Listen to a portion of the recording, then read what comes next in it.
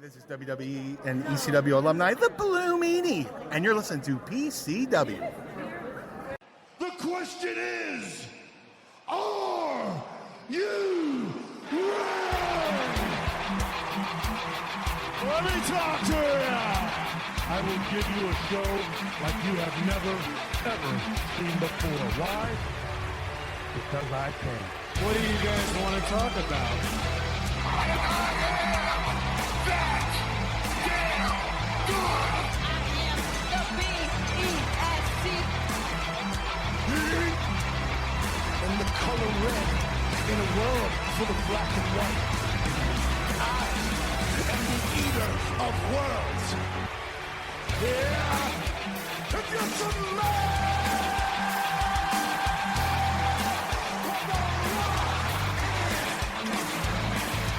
acknowledge me. The champ is here. But to be the man, you gotta beat the man. And I'm saying, woo, right here. Hey, yo. The best there is, the best there was, and the best there ever will be.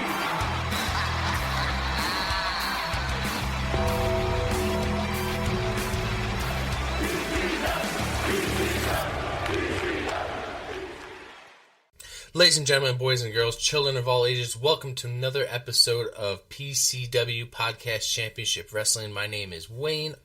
I am also known as Semi-Dry Chicken. And today, we are going to be going over our predictions for King and Queen of the Ring for 2024. It will be held in Jeddah, Saudi Arabia. And you know what? We just came from Lyon, France. Now we're going to Jeddah, so we're going all over the place. And hopefully we don't forget anybody, because this time we are taking... Well, I'll let you guys know who we're taking.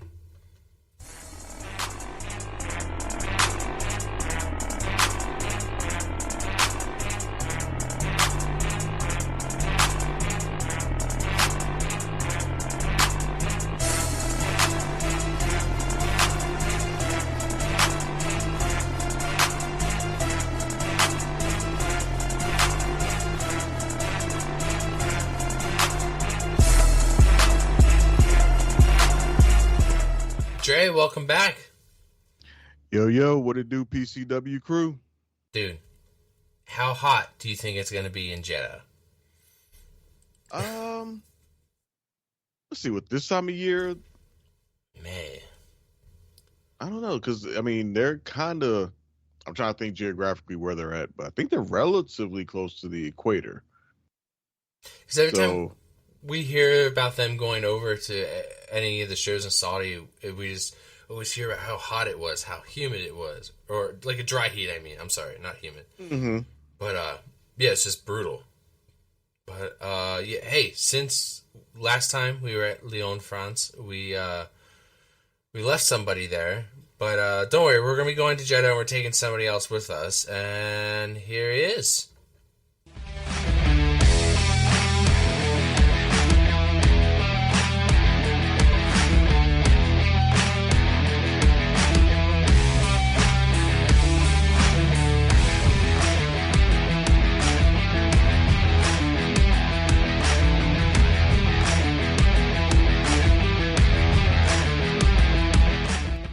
Revisiting the Mania, Carlos.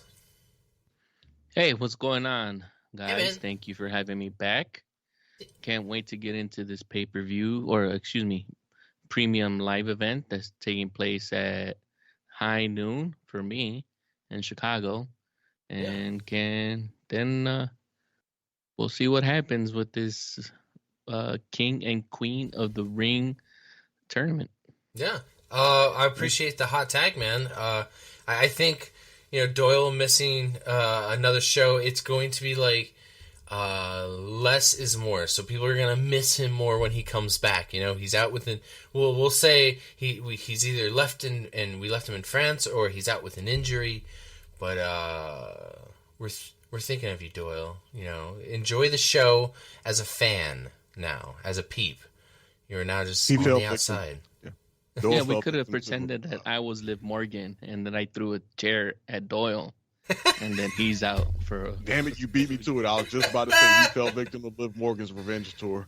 Oh man, you know what? Speaking of Liv Morgan, let's just go right into news because I just got a bunch of crap I just want to just talk about before we get into this breakdown real quick. Here we go.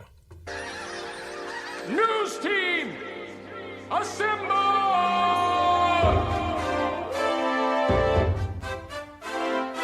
I've got news for you. Well, I got news for you. Newsflash, asshole! Okay, that's our news bumper. Speaking of Liv Morgan, it seems like she's been in, and if you have any kind of wrestling app, any wrestling news app, it seems like she's been just everywhere. Every day it's something, whether it's about her getting, arrested when she had marijuana on her. Then there was her footage of it being released, of her arrest, and then the police officers going through her diary. That was released. Thankfully, nothing bad. Just all good stuff, I guess. And then found out that she wants to get into acting. That'd be different. I didn't peg her as somebody who would want to be an actress one day, but I mean, we've seen tons and tons and tons of wrestlers transition into acting, so it's not out the realm of possibility. Also read a weird article that they asked if Liv has ever farted in the ring. It's hard-hitting news, guys. And she said no, but Sarah Logan has been known to fart a lot in the ring. And apparently somebody thought that was news. And Just put old girl business right on out there. Dude, I wanted to verify this news before I talked about it, and I just put it in my search engine, and it's everywhere. Can you imagine being like Sarah Logan, just looking on your news feed, and then you're like, what the fuck, Liv? What the fuck? Oh, shit. Imagine being the FBI guy that's tracking your browser history who sees you looking up Sarah Logan farting. I know, dude. And what the fuck you're doing. This is research for a podcast, goddammit.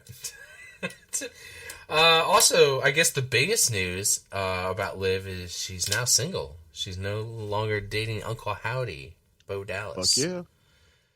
Yeah, you better believe it. So, all those single dudes out there, you may have a chance now. It's not out the realm of possibility. And then, I guess, what else? Pictures of her, I guess nobody knew that she used to work at Hooters before she was a wrestler. That got released too. So her business is all out there right now. And then whatever's going on with her storylines with Dom and the Judgment Day and her revenge tour. So she's all the talk right now. What other news do I have? Alright guys, so back in 2018, they signed a 10-year deal for us to go over to Saudi Arabia to do these shows. I think it's a 2-year maybe. I'm trying to think of the names what we used to have, what they were called when they would go over there, because they were basically they used them before as they were Crown Jewel. Yeah, Crown Jewel. Were they just called Saudi Super Show or something like that? I think so, yeah. Saudi Super Show. That sounds about right. Yeah, before it was Crown Jewel. Yeah, it's where fantasy matches happen, I guess, right? Not our fantasy matches, though. Just fantasy matches of Saudi princes. They request wrestlers who are dead or retired or, Did I mention dead? Yeah, because they wanted the Ultimate Warrior and Yokozuna to do with the company.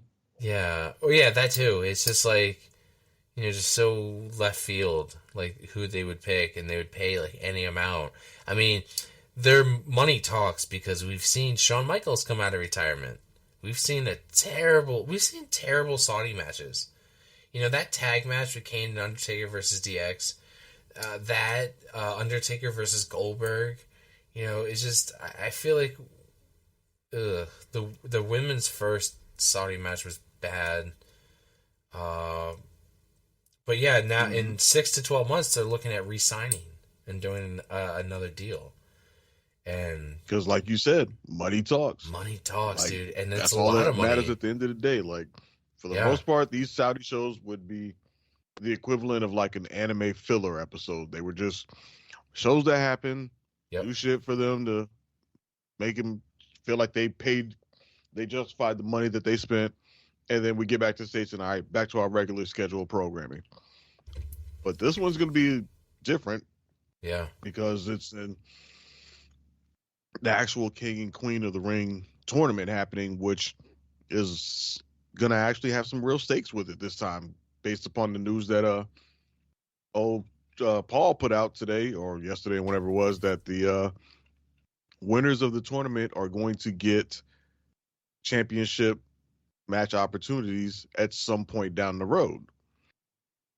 So I guess, I don't know, it seems kind of weird because you never had a reason to give a shit about these shows, and now it's like, oh, this shit actually matters for once. Mm-hmm. And even that title opportunity as it is, that's how much shit can WWE do to give somebody a title opportunity down the road? Like, we got the oldie but goodie Royal Rumble that guarantees you the WrestleMania title match. Now we got our King and Queen of the Ring tournament, which is going to get you a title match. Then there's Money in the Bank that's coming up, June, July? That's a guaranteed title match. Then whenever the fuck they feel like throwing number one contenders in the mix, those people get title matches. Like, damn. Come up, can they? I mean, I guess it's a cool thing to have, but at some point you kind of wish they would come up with a different type of reward or something for it.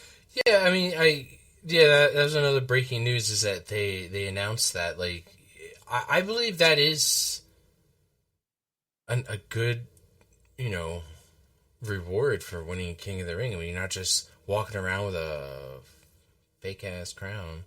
I mean, a title shot. That's what they used to do, correct? Like back in the day. I don't know when they stopped doing that.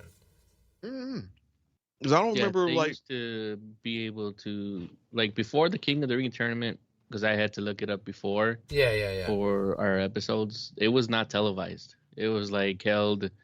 I think it was either in Stanford or in some other. Like, they always held the King of the Ring tournament, but it was at a house show. Yeah. Until like 91 or 92. But they always had and that's when you would randomly get like Harley Race as the king. Yeah. And then King like Harley.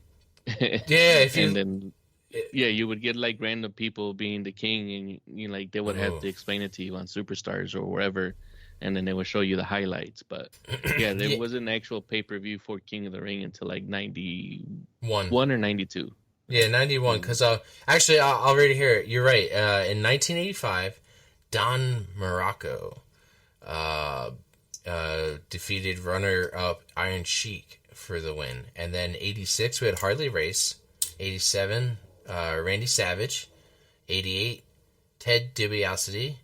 89, Tito Santana. And then in 91 and 93, it was Bret Hart. Nothing happened in 92. And then, 25 years ago, it was Owen Hart. So, I mean, that's, 25 years ago. Damn. Yeah, the King of Hearts. Yeah. Gimmick. Bret and Owen back to back. Then, I'll just run through them real quick. Stone Cold Steve Austin. This is in 96. 97, Triple H. 98, Ken Shamrock. 99 and 2000, we have Billy Gunn and Kurt Angle. 2001 and 2002 was Edge and Brock Lesnar. I remember when Brock Lesnar won it. 2006, Booker T won it, but that's when it was specifically for a SmackDown. And we got King Booker. And then we had William Regal in 2008. Oh, wow, that's right. William Regal was king there. Okay, and then 2010, we had Sheamus. 2015, Bad News Barrett. 2019, Baron Corbin. And then we took a break. And then in 2021, we had Xavier Woods. And yeah, that's 2021. Now we're 2024. Hopefully, maybe we bring this back a little bit more often. It looks like there was a lot of gaps throughout the years of King of the Ring winners. I know I kind of like ran through those. But Dre, like, give me like your 3 top favorite King of the Ring winners. I want to hear both of your guys. Like, I would memorable say Bret for Hart you. because he was the first one that well, I won't say the first one that really mattered because when when Savage won it, that's how we got the Macho King Randy Savage Yeah. because he was King of the Ring. So yeah, I'm gonna say my 3 favorites. I'll say Randy Savage because he was the first one I became aware of, and again, Macho King Randy Savage versus Macho Man. Then I'll say Mm-hmm. Bret Hart, obviously with him being actually tied to a pay-per-view. It helped elevate his career a little bit, help set him on that path towards being, the guy as part of his ascension. And then Stone Cold Steve Austin, for obvious fucking reasons. Austin 316. And we all know the rest of the story from there. So yeah, I would say those are my 3 favorites. Cool.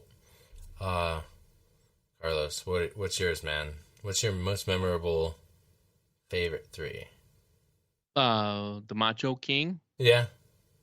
because that gave us the whole pairing of Sensational Sherry with him, and gave us a great little heel run with Macho Man, and of course Stone Cold Steve Austin, because we wouldn't have had that whole promo of Austin 316, and then the King Booker. Dude, I'm right there with you. Dude, Randy Savage, Stone Cold Steve Austin, and Booker. Like, yeah, the most, like, recent, like, era, for us. Booker T, like, honestly, it was, like, it turned his career around, I think. He was getting stale as shit in WWE. And I think that's when he got one more world title run. That's when he became the 6th-time, everybody, listen, 6th-time. A lot of people forget Booker T is a 6-time heavyweight champion. And Stone Cold Steve Austin. I see what you're getting at. That's how I always held it.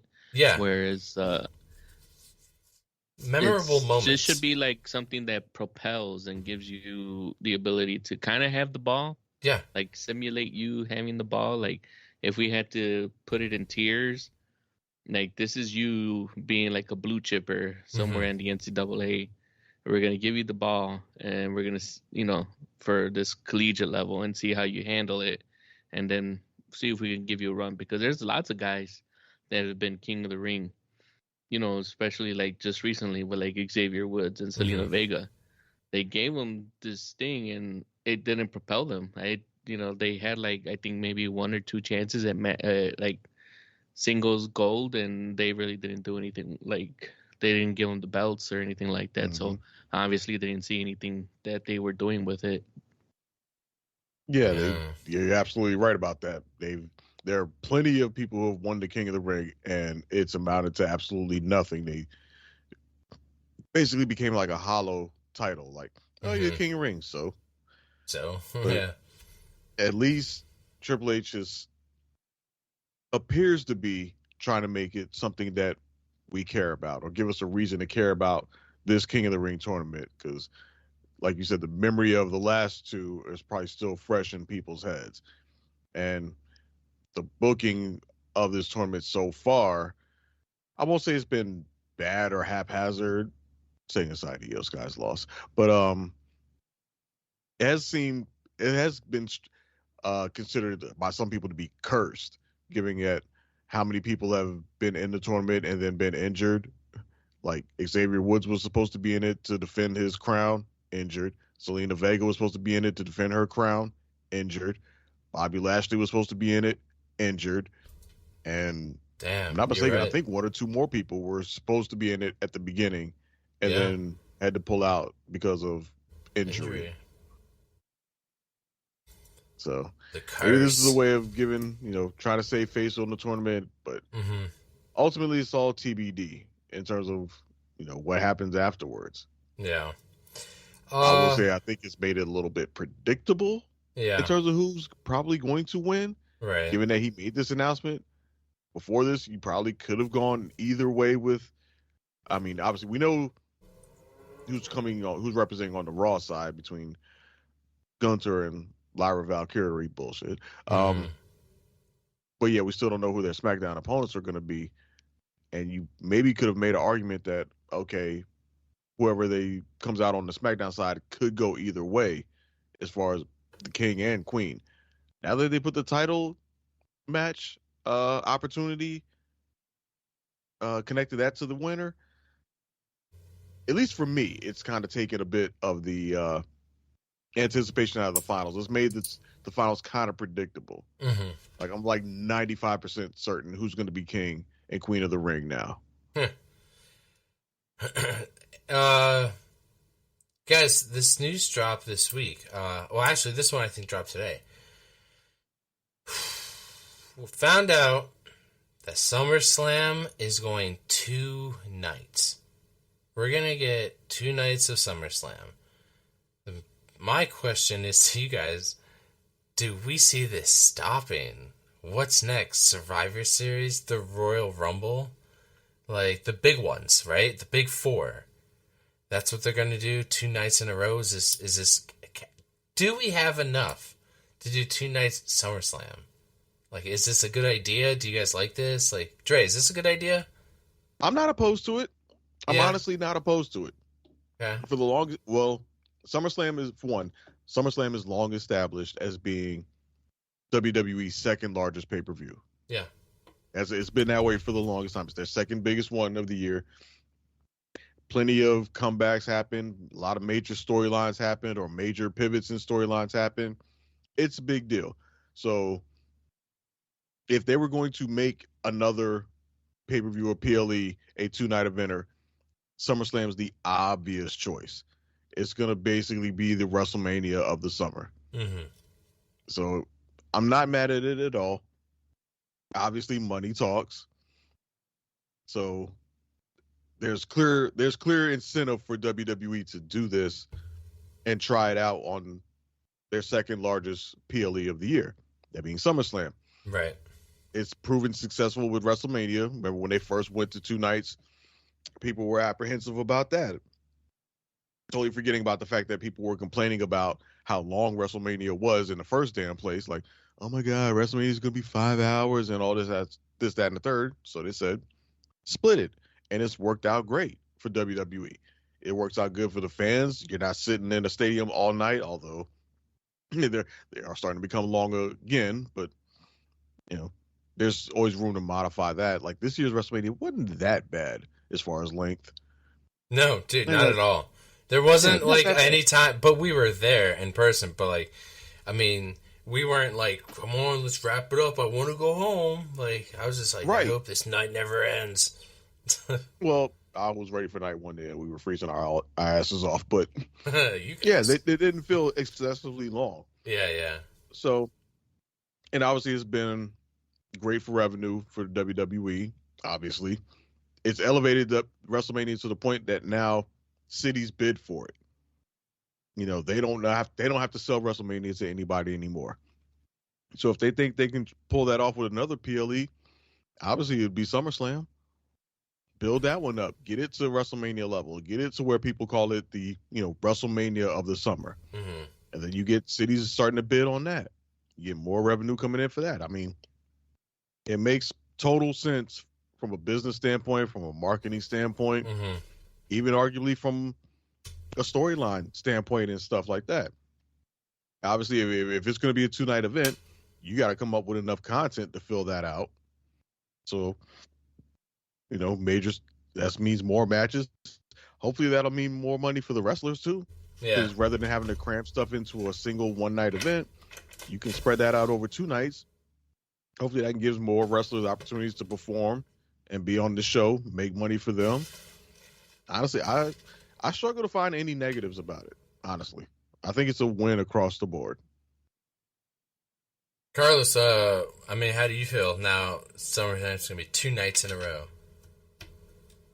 Well, I don't have a problem with it being 2 nights in a row. My only issue with it is actually finding ways to actually make it to find a reason why it's 2 nights in a row. Mm-hmm. You know, is it going to be, are you going to have like some type of gimmick match? Are you going to have, like, right now we have the King of the Ring. Is that going to go away? And maybe one night will be the King of the Ring thing, and then one night will be regular SummerSlam? Like, or is it going to be the Money in the Bank? Is that going to go away and just be in one night in SummerSlam? You know, you have to find a reason to make it 2 nights. I'm sure they got 2 years to figure it out. It's not until 2026. So, yeah. Let's see what they can come up with. Yeah, I mean, even if they did one, like, if they were really adamant about trying to keep these rosters separate, that'd be a good one where you could do, like, Raw has this PLE Saturday night, and this SmackDown has, you know, this one. That's also very possible. Along with that, how about the talk of UFC wants to have Fridays and Saturdays, and then they're going to put us back on Sundays, guys. I personally don't like it. I don't like pay-per-views on Sundays. I've gotten accustomed. But then again, I didn't like them on Saturdays at first. I hated the idea. But then like, oh, I can stay up late and sleep in because I don't have to work the next day because it's Sunday. That was always nice.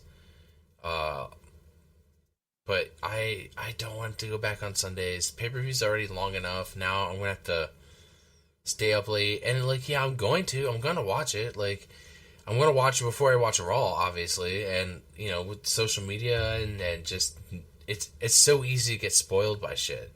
So easy. So I'm the type of person that's like, I got to watch it within, like, 24 hours of it being dropped. I mean, real quick, Dre, going back to Sundays, yay or nay? Fuck no. Fuck. It's a terrible idea. UFC need to calm their ass down and shut the fuck up. It makes zero sense whatsoever to try to force WWE PLEs back into Sundays just so you can have Saturdays and shit. Like, there's 4 to 5 Saturdays in a month. Fucking pick one. You don't have to be on the same weekend as WWE. I know. You ain't been doing it now. What the hell's the point of it, of trying to do it now? Yep. You think you're going to try to make some big event out of this? Like, UFC, WWE weekend. Saturday you get this UFC, and Sunday you get WWE. No. This is not going to work. Is there... Honestly, I don't know that the fan bases overlap as much as UFC thinks they do. Again, I'm not saying that they don't, because I know there's a substantial overlap. But I don't know if there's that much overlap that you're going to get people to, like, really invest in something like, or buy in like that. No way, dude. Like, you know, the WWE model is PLEs on a streaming platform. Yeah. You know, when it come on, you log on to Peacock, you press play, and it goes. UFC is still pay-per-view format. So when it comes on, people actually have to buy in and want to do it.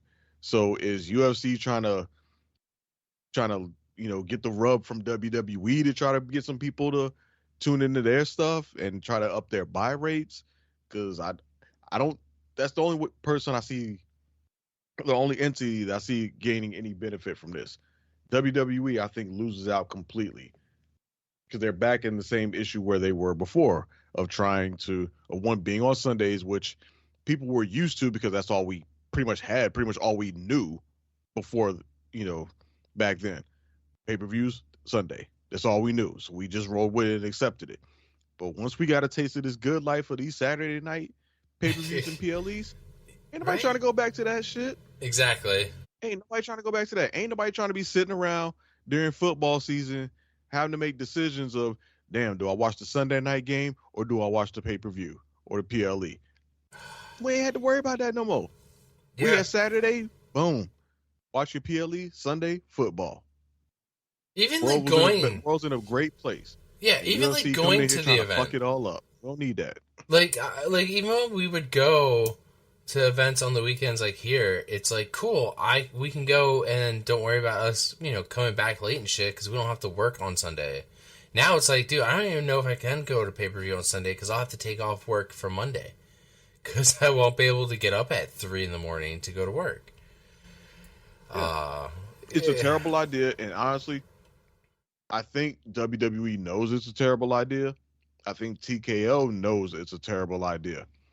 I think you have somebody in UFC maybe trying to make it happen, but I don't think it's going to happen. I think it's going to get shut down. I think they're going to be like, nope, this is working. We got all these damn weeks.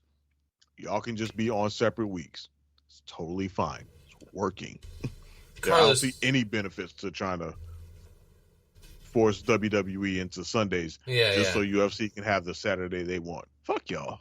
Carlos, do you take a big Vince McMahon shit on this topic as well?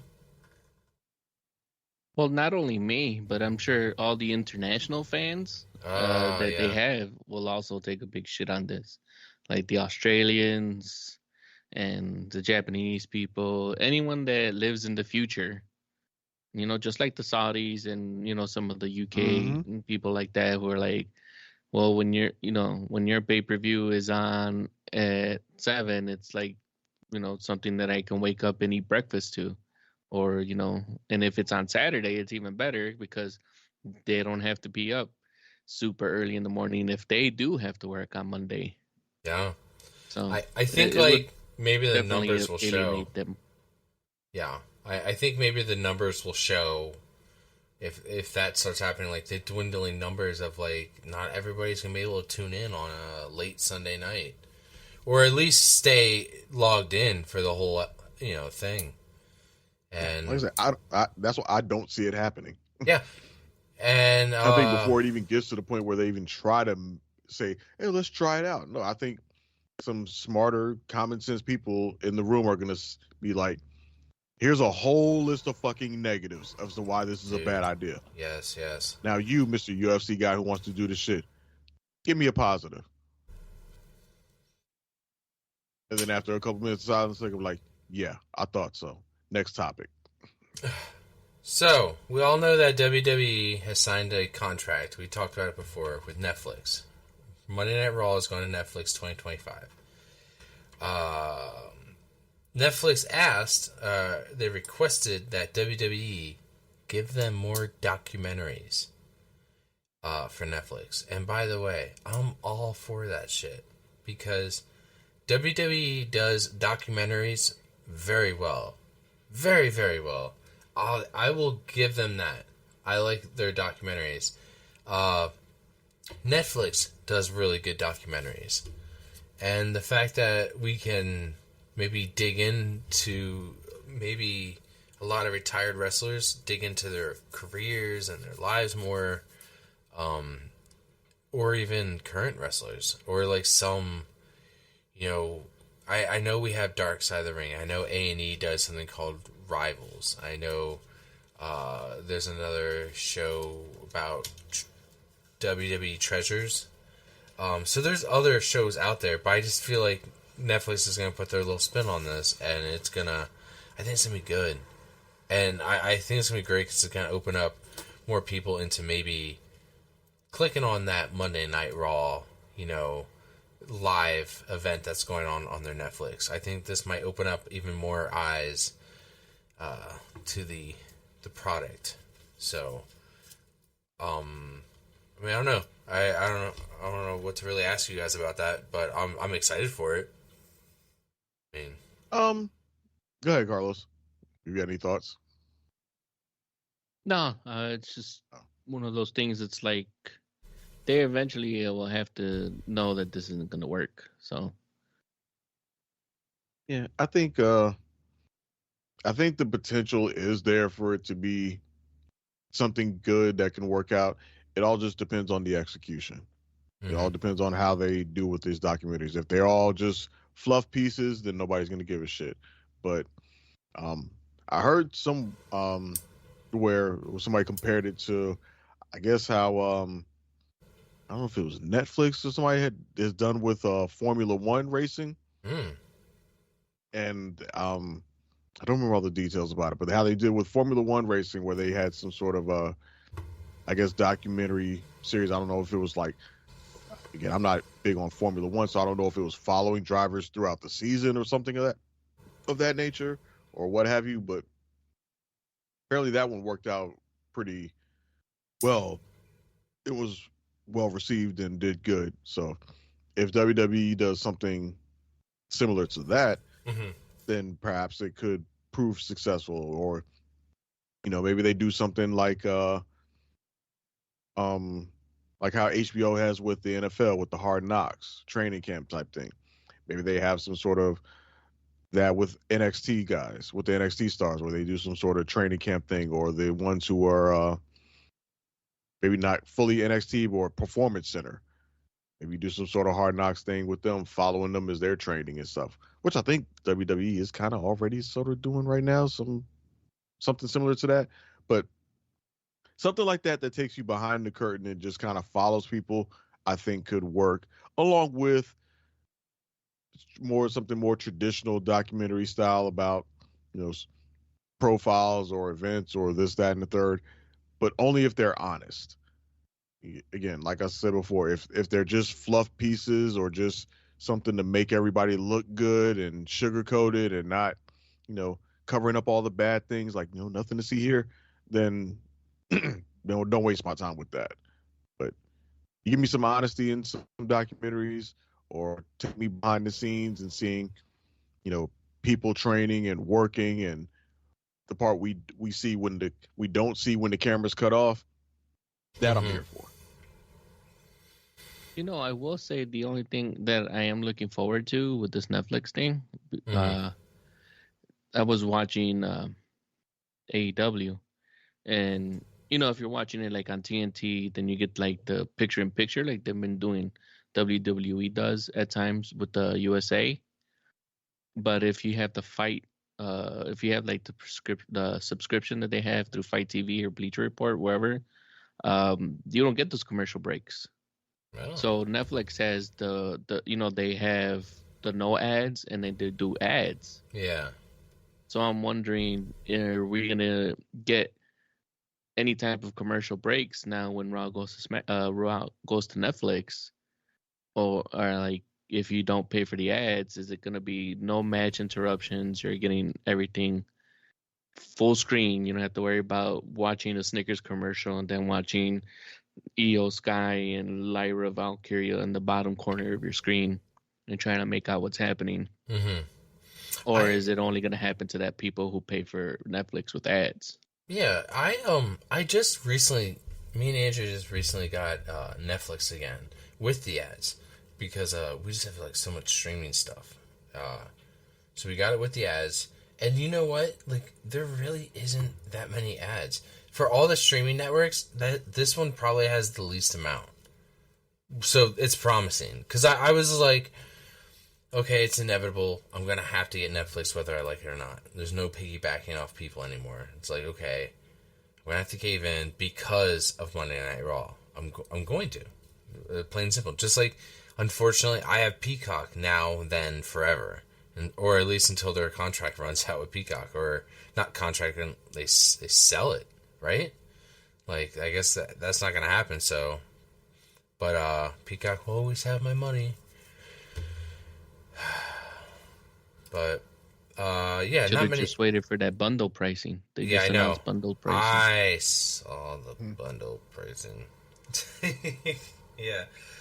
Speaking of pop culture stuff, did you guys see the picture that was dropped of The Rock as Mark Kerr? Is that Kerr? Am I saying it right? Kerr. He's playing a former UFC fighter. Yep. Or an I think we've MMA all fighter, seen the yeah. picture, and Yeah. Dude, it doesn't look like him at all. it don't look nothing. Yeah, it does not look like him at all. He looks like somebody, but I couldn't figure out for the life of me who he looks like. But it doesn't look shit like The Rock. Right? At all. I was just like, he looks like somebody. Like, almost for a second, I thought he kind of looked like Steven Seagal back in the day, but you're right. It absolutely looks nothing like The Rock. Like he has hair. I'm almost inclined to think he has he has to have some sort of prosthetics on his face. Yeah, for sure. Unless that was just a particular angle or particular shot that they had, which just for publicity's sake, which is very much a thing, with marketing and all that stuff. They'll like, ooh, take this picture right here. It looks right. It looks great. That'll get people talking. It's Rock not looking like The Rock. But then the trailer might come out and we'll be like, oh, no, it's just The Rock with a wig on. But it's all still TBD. But nevertheless, the picture accomplished its goal of getting people talking and at least having people interested in whatever this project is that The Rock has coming up. Now we wait for a trailer. Oh, yeah. Carlos, did you see that picture? Oh yeah, I saw that picture. I had to like zoom in. Yeah, and, me too. Like, I'm like, is this him? It kind of reminded me What in the blue of hell? it wasn't a wrestler, but it kind of looked like Dan Severn. Yeah. For a little bit, that old UFC guy from when they used to not have rounds and any type of tap outs and things like that. They just waited for you to pass out or something. But that's what it kind of reminded me of, that old UFC fighter. I got one more piece of news. Cody Rhodes was discussing the other day on Busted Open Radio that he's teasing getting a manager for his ongoing title run. Here's what he said. One of the reasons I liked having Arn Anderson around with me in AEW was the same reason I would have loved to have my dad around me. Because I'll tell you, I'm lucky, and I'll tell you how hard I work. I'll tell you how grateful I am and how true, and that is true, but it's very nice to have a guy over my shoulder to say what you just said and say we're not apologizing for greatness. Where Miria, oh my god, he just goes on and on and on. Basically, he wants a classic wrestling manager for his title run, and I honestly can't think of anybody off the top of my head that would really fit. I don't know if you guys could think of anybody right now that's free, that's not an AEW, that's not signed with another company, that's available, that would be a good manager for him. It would be a classic. But I just don't know who. No, I can't think of anybody, and honestly, I don't think he needs one. I think that was just kind of him just waxing poetic about something in the past that he liked. Like, oh, it was cool when I had Arn, but it might be nice to do that again. But there's no reason why, especially as the face of the company. Only way I could even think of Cody having a manager would be if for some reason he turned heel and became cocky and, almost Roman Reigns like, where it's like, I don't need to talk to you people. I'll let my mouthpiece do it.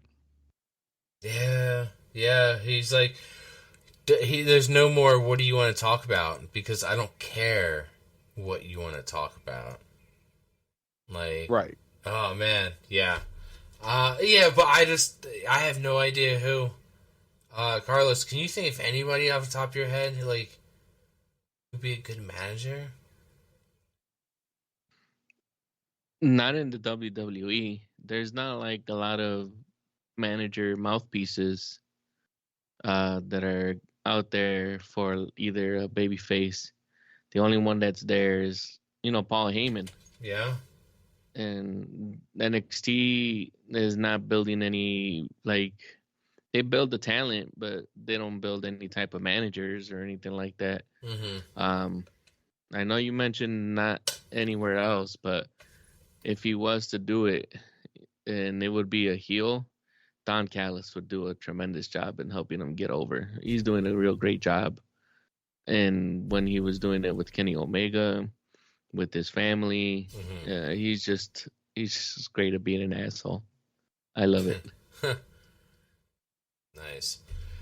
Yeah, that's a good one right there. He absolutely would, but I don't know. I don't know if he would fit into the WWE, but he probably could. Yeah, he's probably. He's probably about the only one I could think of that could be any kind of manager that's Yeah. not named Paul Heyman. Yeah. Gotta be somebody who's good on the microphone. So, that's all I got for news. We can take a quick break here, and then we can jump into the card. Let's dip out of here. Time draws near. The throne is calling. The king and queen will be crowned. Where legends have been made and careers have been built. A grueling tournament where the champions of tomorrow are forged in combat. Think about the all-time greats over the years that have held this crown. Where victory sets you on a path to greatness. Zelina Vega's the queen! The only woman fit to be queen. And where future Hall of Famers take their first step towards immortality. Austin 316 says I just whipped your ass. This ring is now my house. I'm royalty. It's true. It's true. All hail King Booker! Next month, the tournaments begin again as the top superstars from Raw and SmackDown look to advance to the finals of the King and Queen of the Ring premium live event in Jeddah, Saudi Arabia. Who will seize their destiny and become the next King and Queen of the Ring?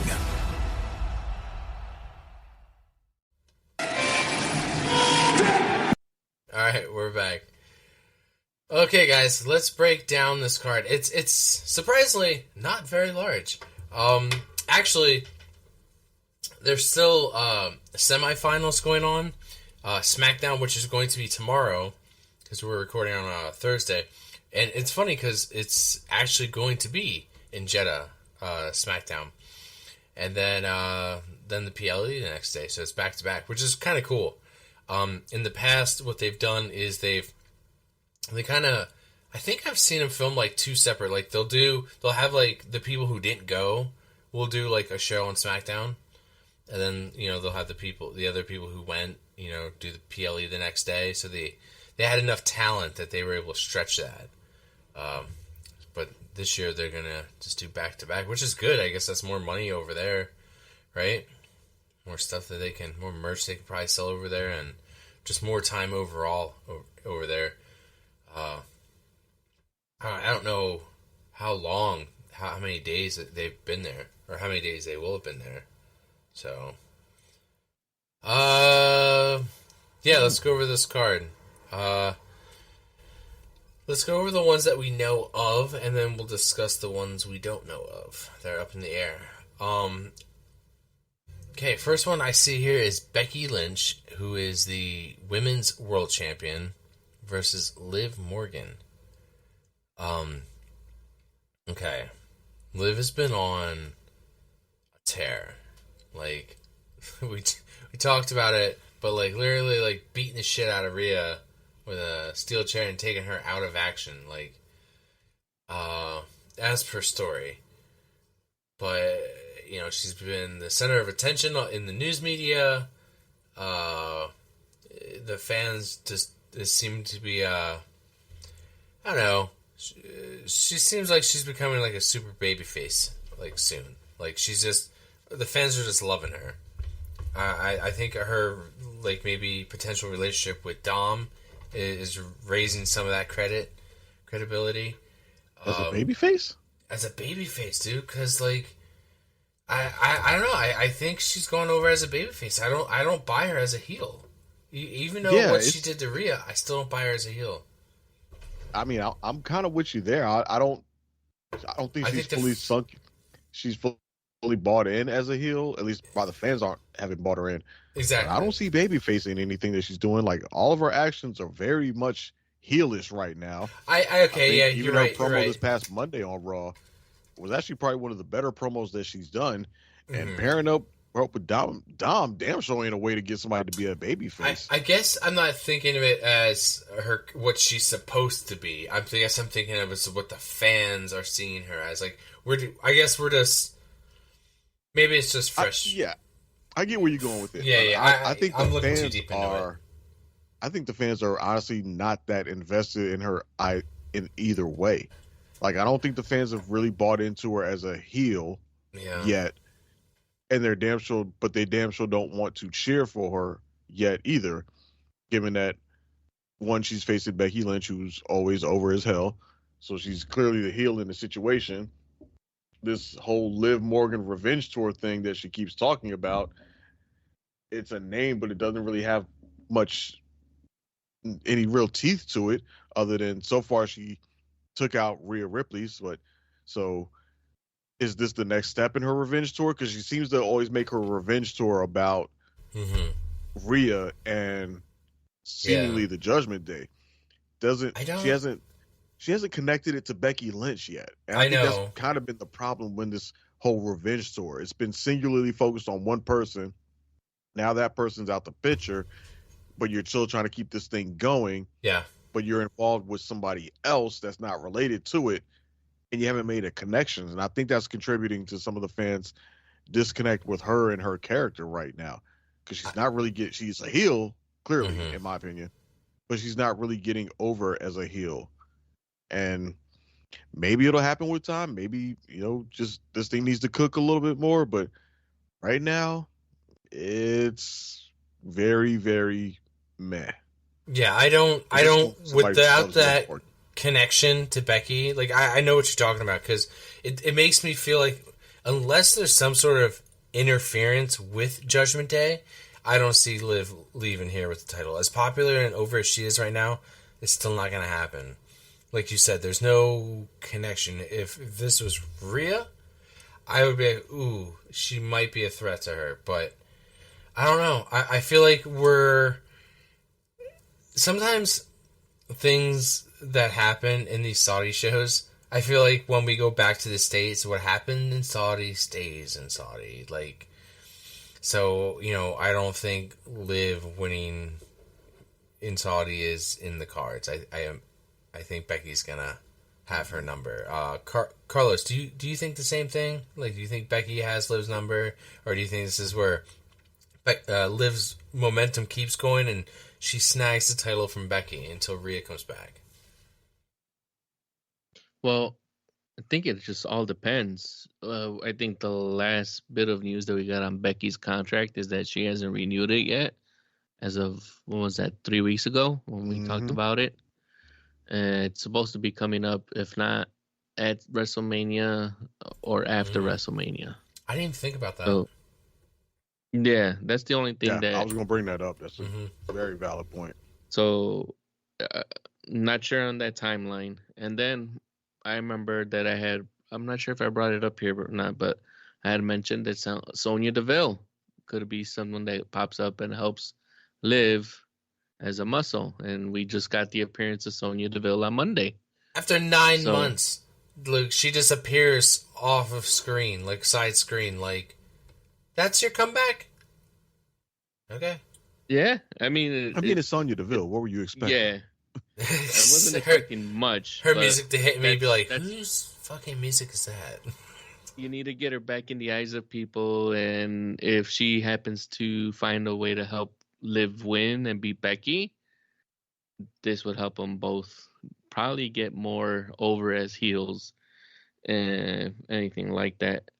I could definitely see that going one way, but right now this is the most difficult one for me right now to actually pinpoint, is because it could go either way and there's so many factors.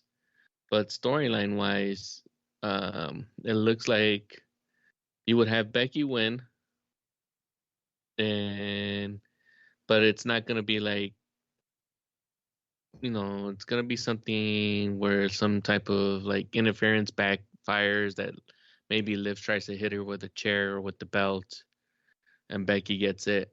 So they still have to redo this match at SummerSlam, or something like that. Yeah, Go ahead. I'm with you as far as how difficult this match is to predict. But for me, the only reason why it's so difficult to choose a winner is because of Becky Lynch's contract situation being unknown. Right. If she were still well under contract with, if her contract was nowhere near about to expire, I think no question Becky Lynch wins this match. Like Liv Morgan is not there yet to be dethroning Becky Lynch. The only reason why it seems like Liv Morgan stands a chance in this match to me is because Becky Lynch's contract situation may be unknown. And if she hasn't re-signed or is choosing not to re-sign because she wants to take some time off, akin to maybe what Drew McIntyre was, where he was at before he re-signed, because it did come out that Drew never had any intention of signing anywhere else. He was just trying to decide whether he wanted to re-sign and keep going with WWE, or if he wanted to take a break and take some time off for his family and stuff. Becky Lynch could be in that same situation. Maybe she wants to take some time off and, either decompress, pursue other things, raise her daughter, or what have you. So if she's choosing to take some time off, then yeah, Liv Morgan would win and become the champion. But outside of that, I don't see any situation where Liv Morgan wins this match, even with the possibility of outside interference or anything like that, because I don't see anybody coming to her aid. She's kind of made enemies of essentially everybody, and the Sonya Deville factor, I don't know if that's necessarily on the table right now, because they, based upon what happened Monday, they seem to be setting up some sort of thing between her and Zoe Stark and Shayna Baszler. So yeah, the contract is the only thing that's unknown that makes this hard for me to try to predict. So if I gotta put something on it, I'm probably still going to lean Becky Lynch winning this match. I think she may win this match, and then maybe after she wins this match, some story will come out that Becky Lynch is re-signed. And maybe she already has re-signed within the last week or two, and they're just really keeping it quiet. If I got to make a pick, that's where I'm going to go with. I'm going to pick Becky Lynch to retain. Yeah, completely agree. All right, guys. Becky Lynch for the win. This one we have a triple threat for the WWE Intercontinental Championship. Excuse me. Sami Zayn is going in as the champion against Chad Gable with Otis versus Bronson Reed. So I love triple threat matches. I loved the story with Chad Gable so far. It's just I don't think this is where he gets the Intercontinental title, though. I don't think it's gonna be here. I also thought that this might be the most likely title change of the night, but I don't think it's gonna happen. I still think he's going to dump all of Alpha Academy before he gets the Intercontinental title. But I see big things for him. I just think Sammy's just going to hold on to it a little bit longer. I think Sammy's going to slip out, whether it's Chad taking the pin or Bronson Reed. But, yeah, I'm going to have to go with Sammy retaining. Dre. Y'all already know what my position is in this regarding Chad Gable and Sami Zayn. If it's Chad Gable and Sami Zayn, I am team Chad Gable all day, every day, twice on Sunday. I'm still salty that I feel like Sami Zayn took the opportunity that was supposed to be Chad Gable's. So I'm forever team Chad Gable when it comes to him and Sami Zayn. That being said, Sami Zayn's going to fuck around and retain this goddamn title, unfortunately, for all the reasons that you just laid out. It's not quite time for him yet. He's still got to be disappointed. He needs to be more pissed off with Alpha Academy. His storyline isn't becoming champion yet. His storyline exists still with Alpha Academy being more abusive with them, which to me is super cringe. I get where they're going with it, but every time I see it, it just makes me uncomfortable. But that's the storyline that it is with him. Eventually, like you said, they're going to turn on Chad Gable, and especially Otis, and they're going to turn on him. They're going to fight back. He'll maybe have a little mini feud with Otis for like a week or two before he reveals their replacements in the Creed brothers. And then that's when, like you said, that's when Chad Gable will take that next step, hopefully, and dethrone Sami Zayn and become the IC champion that he should have became at WrestleMania. Bronson Reed's just there for a big guy in the match. Unfortunately, this match has very little to do with Bronson Reed. He is very much background white noise in this match. He's there for the paycheck. Yeah. Plus, you're in the Saudi crowd, and so Sami Zayn is kind of, sort of, almost not really a hometown hero to him, but kind of, sort of is, given that Sami Zayn is, in fact, Muslim. So he has that going for him as well. So with the hometown crowd, this will be the big feel good moment for them as well, much to my chagrin. Carlos. Yeah, I believe that Sami Zayn will go ahead and retain because he was my call. Regardless of what Dre was telling you throughout this WrestleMania build, Sami Zayn deserved to win the Intercontinental Championship, not Chad Gable. And his story is going down the dark side of a heel. Still needs to continue. And the big payoff would be him finally winning the championship belt. But it'll probably happen more at SummerSlam than this. Chad will not take the pin here. It's going to be a pin, but it'll probably be Bronson again. So they can still keep cooking with this feud of Sami Zayn and Chad Gable. Yeah. Sami Zayn ain't deserve shit but to tap out of WrestleMania. Ain't deserve nothing but the towel landed on his face as Chad Gable threw it in for him. That's all he damn deserved. Some bitch. All right, let's talk about the last title match on the card here. The singles match. Cody Rhodes versus Logan Paul for the undisputed WWE Championship and not for Logan Paul's United States Championship. As soon as I heard that, spoilers, I already knew who I felt like what the outcome was going to be. It's going to be Cody. It's going to be Cody.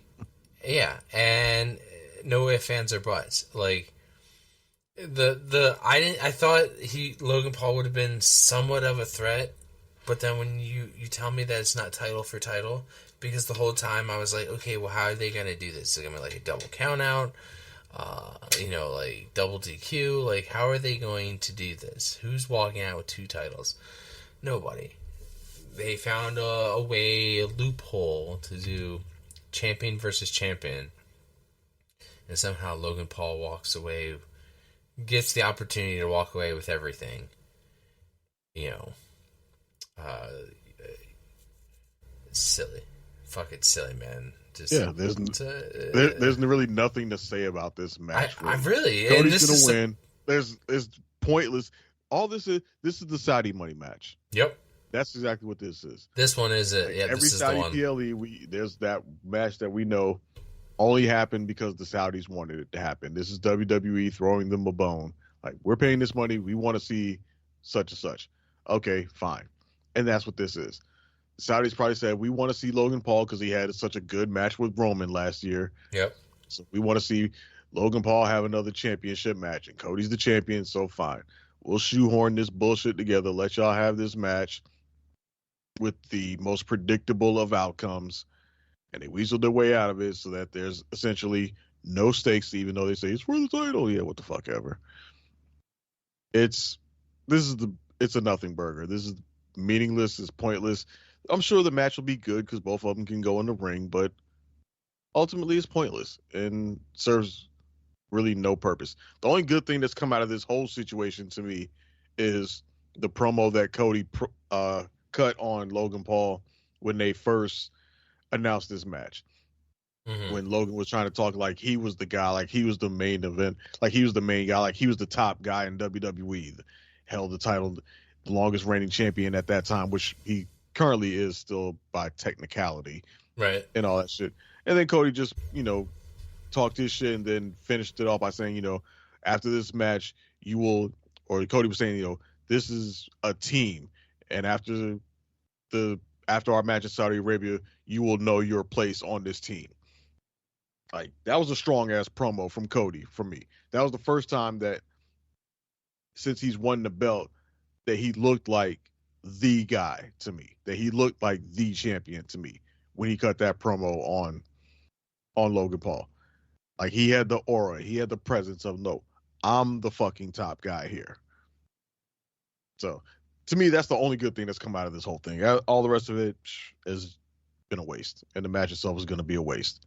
Not going to suck, but it's still going to be a waste of time.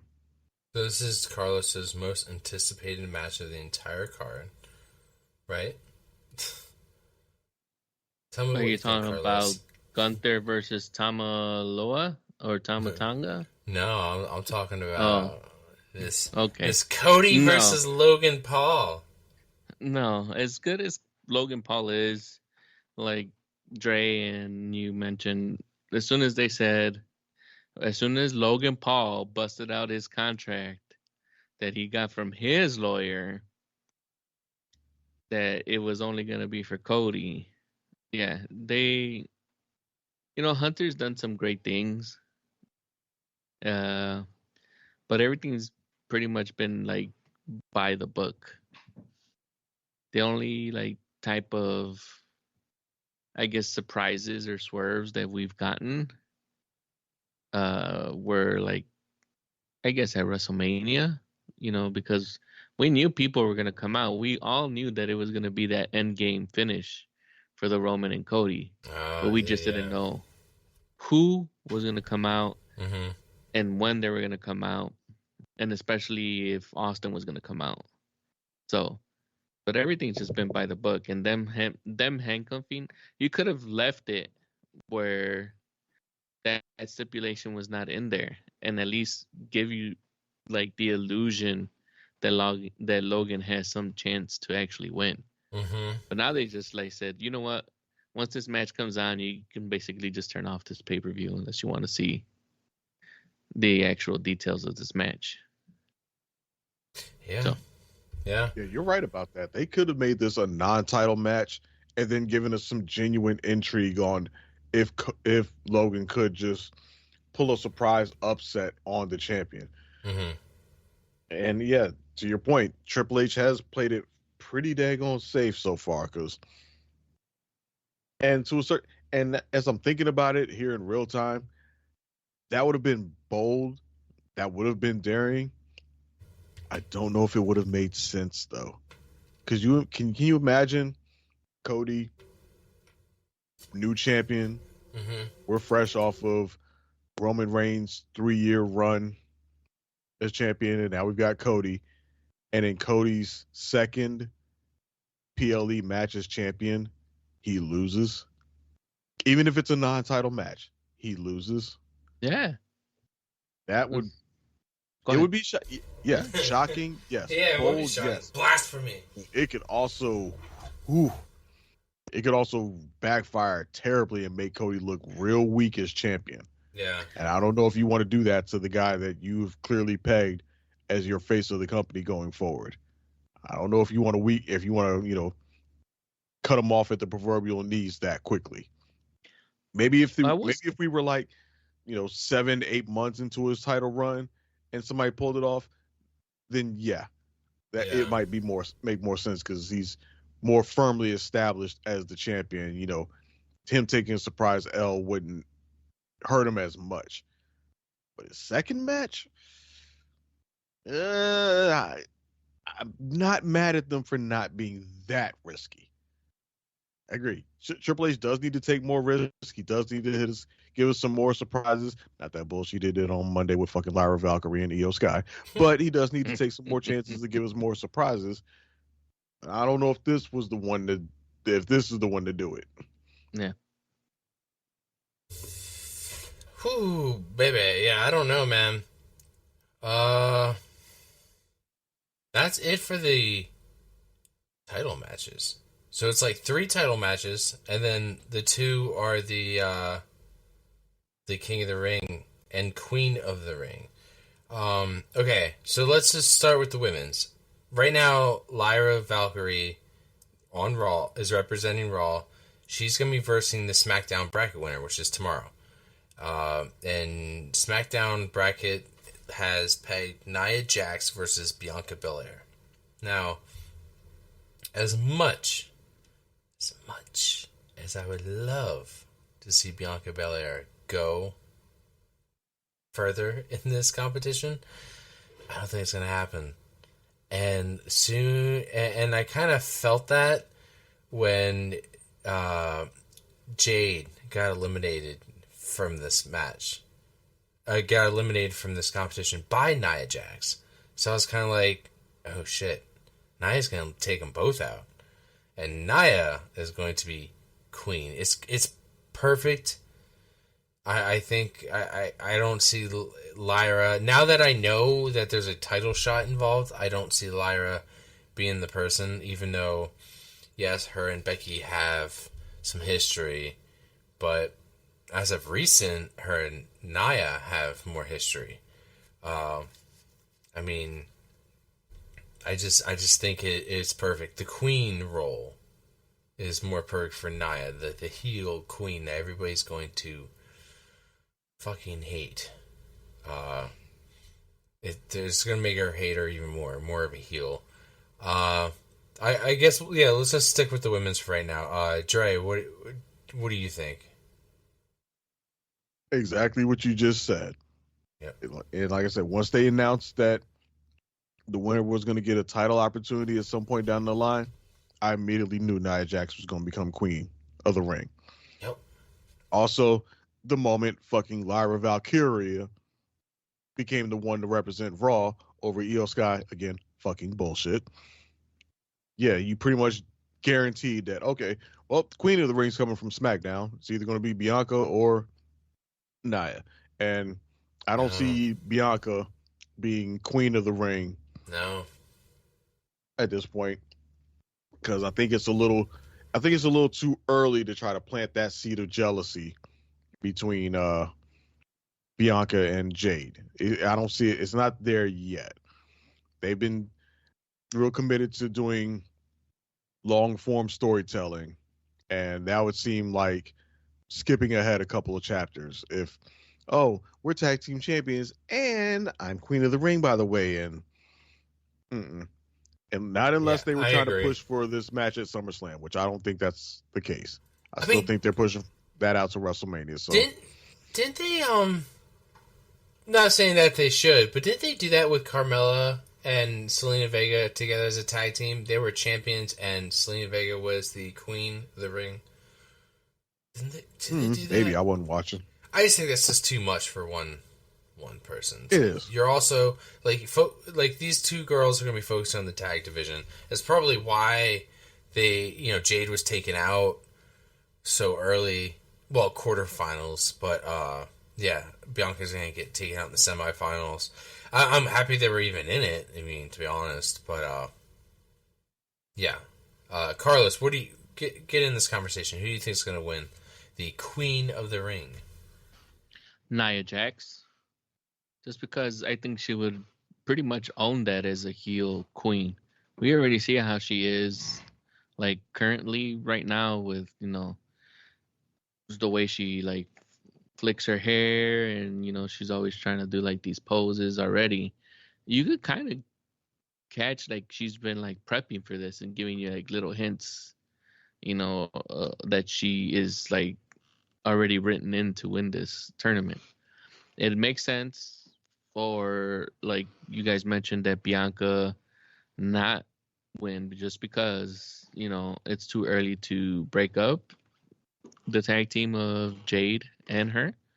and they haven't built up enough of the storyline to even make that type of thing where Jade would be jealous. This is barely technically her second month up in the main roster, so why would she be jealous of anything right now? So it just needs to, it needs to cook a little bit more. You taking it out, it's, it still needs a little bit more time. So Nia Jax is the easy answer because you're not going to give Lyra Valkyria a shot, because then if she gets her shot and then they said it's going to be happening at SummerSlam, there's no way that you're already entrusting Lyra to be the face of Monday Night Raw.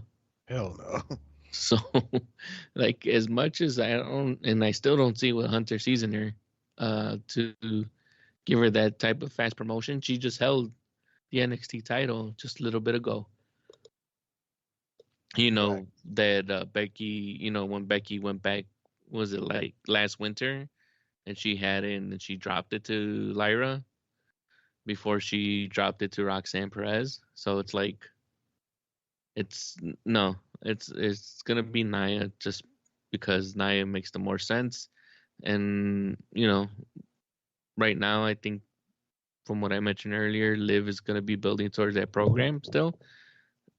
Facing off probably Becky a little bit further down, if not on Money in the Bank, maybe at SummerSlam. So it's going to be Nia and Bayley. Yep, I can see that. And plus, ever since Nia's come back, she's really improved. Like, she has really stepped her game up. She's gotten much better in the ring. You haven't heard any complaints or anybody say anything about her injuring people or anything of that nature. Like, she has really, really stepped her game up in this second run with WWE. And when somebody performs like that, when somebody steps their game up and improves like that, they deserve to be rewarded. So, excuse me, if you're not going to reward her with a title yet, then Queen of the Ring is a good step. It's a good thing for her to have, a good accolade for her to have. Let her build herself up more, become more credible, enhance her character until the point where you decide she is, ready to either become the champion or challenge again in the main event picture, and she can cash in that opportunity as queen. So yeah, she has earned this, and I'm glad to see her get it. Cool. All right, let's talk about the men's. The King of the Ring. Right now on Raw, representing Raw is Gunther. He defeated Jey Uso the other day. And for SmackDown, we're getting tomorrow Randy Orton versus Tama Tonga. Winner of that will go on to the finals. How I see this going is I see Randy Orton going forward. It just makes sense. Jey Uso didn't go forward. I honestly would have thought that Jey Uso and Tama Tonga would have came across each other at some point. It didn't happen. I just don't see any reason for Tama Tonga to go forward. Unless he's just going to be unless he's going to be putting on a good match with Gunther, but I don't see it happening. Now, Orton versus Gunther. There's wonderful reasons why this match should happen. I mean, come on, Orton has he's done everything under the sun, but win King of the Ring. He's done Money in the Bank. He's done the Rumble. He's won the Intercontinental United States, the Tag Team, the World Title. He's won all the titles. WWE. He's done it all. He just hasn't done King of the Ring. So right there's a good reason why Orton would be a great pick for this. But Gunther. Man, talk about a guy who's been on a fucking roll since his main roster call. This guy held the Intercontinental title for 666 days and made that title relevant again. And for people who don't know about Gunther's reigns before this. Go and look. He was the NXT UK champion. He was bigger too then, heavier. Not muscle mass, just mass in general. He did great work in NXT, and he's been very well protected coming up on this roster. I mean, like, all his finishes to his matches aren't all the same. I mean, we saw him choke out Jey Uso the other day, in a sleeper. Not many. It has been a while since that's happened. I really think with the momentum here, I really want to see both these guys. This is probably my most anticipated match. If we're getting Orton, if we're going this route, I can't jump the gun here because you never know. But it's my most anticipated match, believe it or not. And as much as I would love to see Orton, just it's lined up perfect, for him to get it all, to check everything off. This is it. There's a lot of vehicle. I think about to drive past my house. Nope. Mm-hmm. What the hell? Ooh, it sounded like a jet, bus. I don't know what the hell that was. But anyway, I feel like this is Gunther's time. This is it. This is his next step. Like, he's the longest reigning Intercontinental Champion. Now he's going to be King Gunther. And then after that, then it's the world title. Dre, who do you think is coming out? King. Yeah, when I said that Triple H announcing that the King and Queen of the Ring would get championship title match opportunities in the future, and that took all the suspense out of this tournament, because the moment he announced that, the winners became immediately known and predictable to me. This is what I was meaning. This is what I meant. Because the second he made that, I heard about that announcement, I knew Gunther was going to become King of the Ring. I mean, I pretty much already suspected that beforehand, but that pretty much solidified it. This is just the next step in Gunther's gradual ascension to the top. The best thing about this is the fact that no matter who comes out on the SmackDown side, you're going to have a hell of an intriguing men's final in the King of the Ring tournament. Gunther versus Randy Orton. I don't think those two have ever locked up before, so that'd be a first time. So that's going to be a great match. Both of them can absolutely cook. Thing. Right, and that'll be a hell of a match. And for Gunther's ascension, this makes sense for him to face somebody of Randy Orton's caliber at this point, and not be a throwaway match that just happens on like a random episode of Raw or something like that. Like, these two meeting for the first time in a match with some real stakes behind it. This is how it should happen, how it should be done. Not like how Vince tried to do with Lesnar and Austin back in the day, when he's just like, all right, Austin, I want you to lose to Brock Lesnar on Raw in Wichita, Kansas, or wherever the fuck, which caused Austin to walk out of the company. This is the right way to do it. If you got the guy that's on the come up, because you could argue that Gunther's on a elevation, maybe not the exact, obviously not the exact same as like a Brock Lesnar or a Goldberg. It's much more of a slow burn, and because of that, it's giving him so much more credibility. It's giving him so much more, stature on his run. He's not just the new hotness. He's not just the flash in the pan.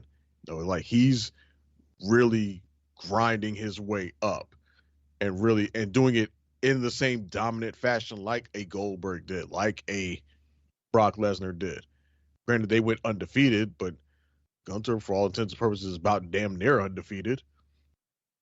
He's had long ass runs at every stage of the game and pretty much dominated every step of the way, from NXT to SmackDown to becoming an Intercontinental Champion. And now the next step is going to be King of the Ring.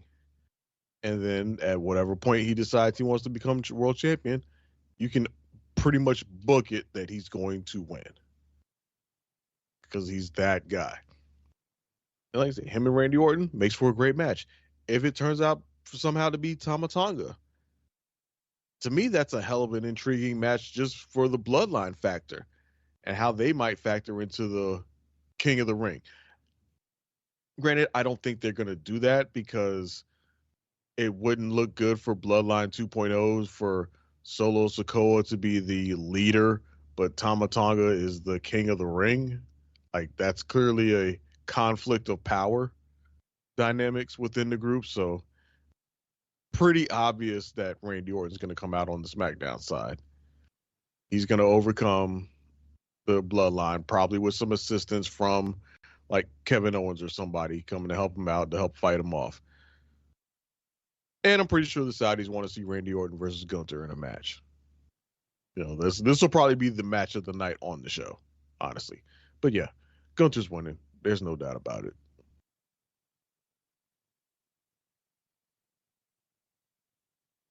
All right, Carlos, come on, man. What do you got? Okay. So fun fact. Okay. Before this match, I was fantasy booking that Tama Tonga should win.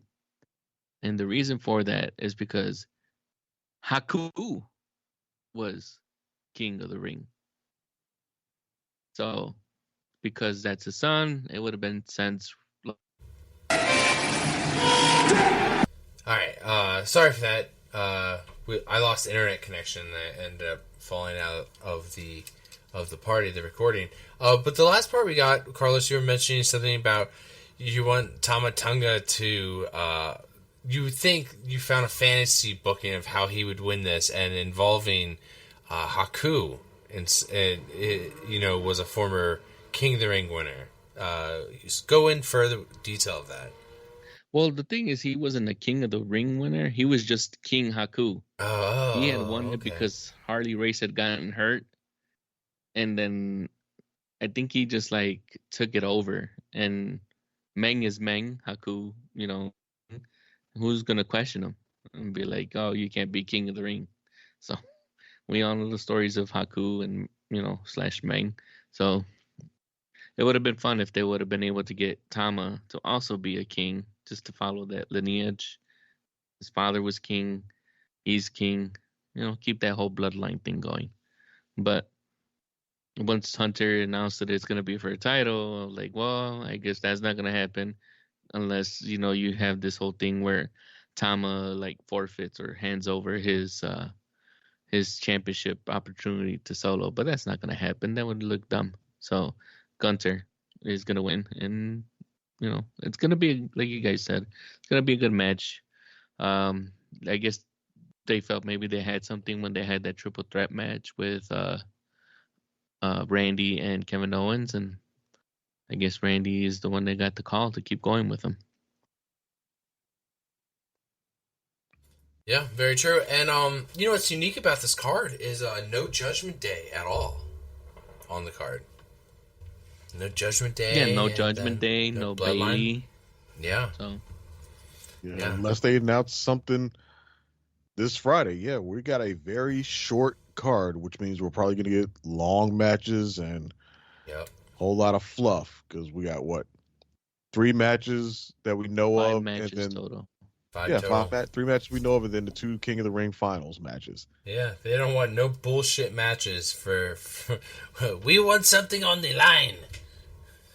Man, like maybe they get Stone Cold to run out there. Well, he can't drink beer, so Stone Cold is out. Never mind. What? Here's some water bottles. Yeah. And Stone Cold already said he's done. Yeah.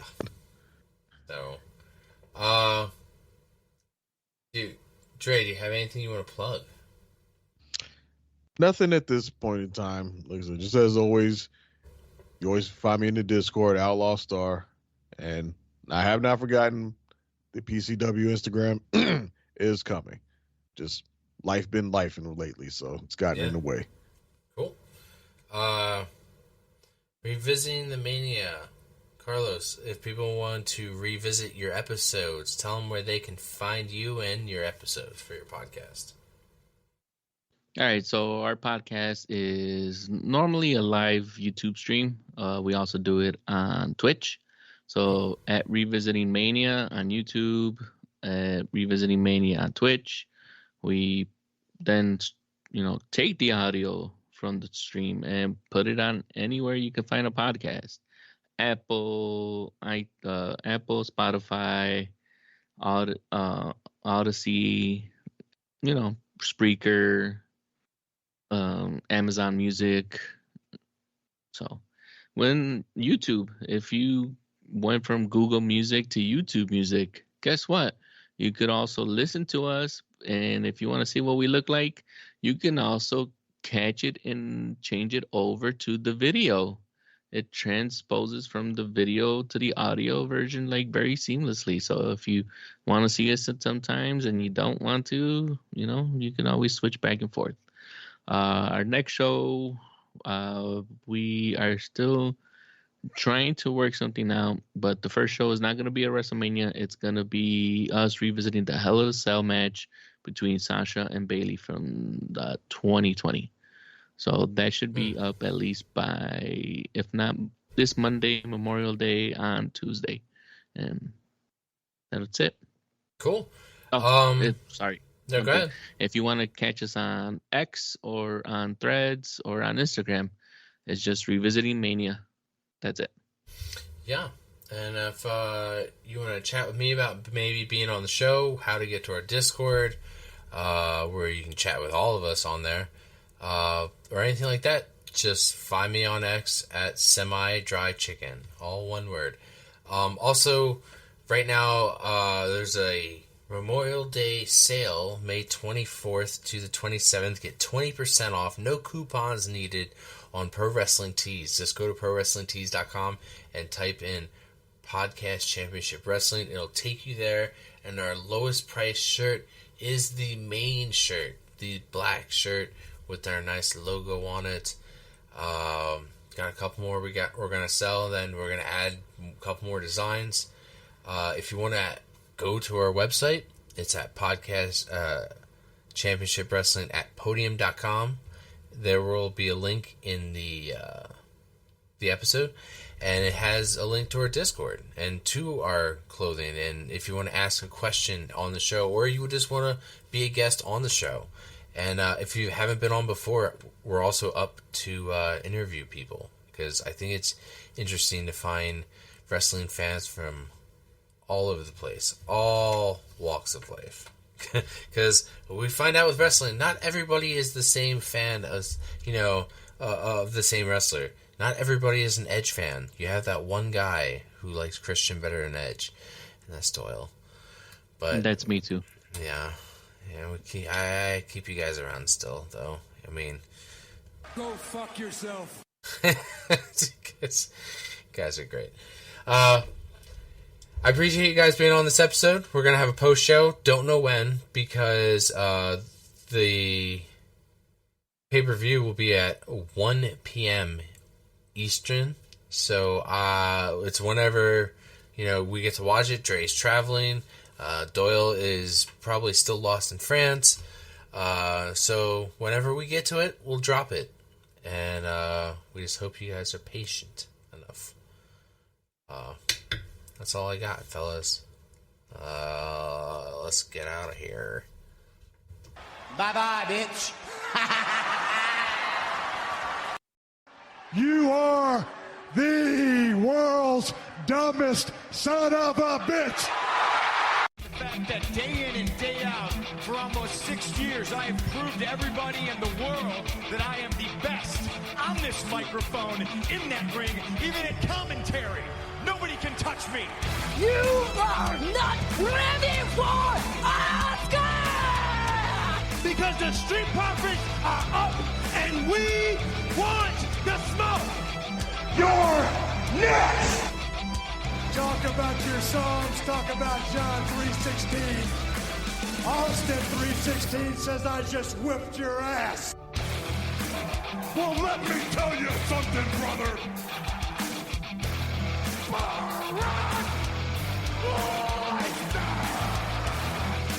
New day! The cream will rise to the top. Oh yeah, Macho Madness here. Welcome to the Kevin Owens Show.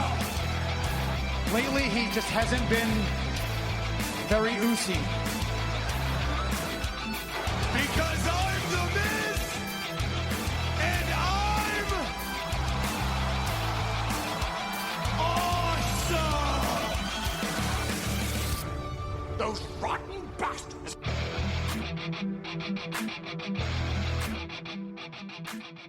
Bye-bye, bitch.